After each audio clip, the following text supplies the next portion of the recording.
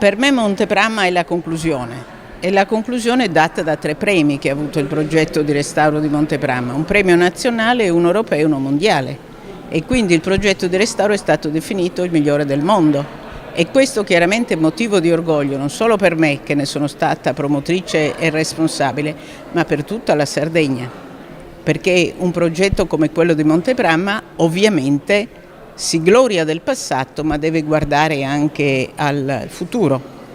E guardando il futuro devo richiamare l'attenzione sulla necessità di un nuovo progetto, di un nuovo programma per la conservazione di Montepramma per mettere in relazione i nuovi ritrovamenti con le prime sculture e con tutti i frammenti significativi che sono nei depositi, perché Montepramma è un unicum.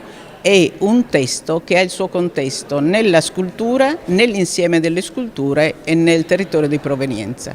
L'incontro odierno, cioè del 14 di dicembre a Cabras, con i ragazzi che hanno lavorato del liceo classico Siotto di Cagliari e del liceo artistico di Oristano, mi ha aperto la mente, li ringrazio di questo, perché un ragazzo ha definito la storia di Montepramma un viaggio e un altro l'ha definito un gioiello incastonato nella pietra.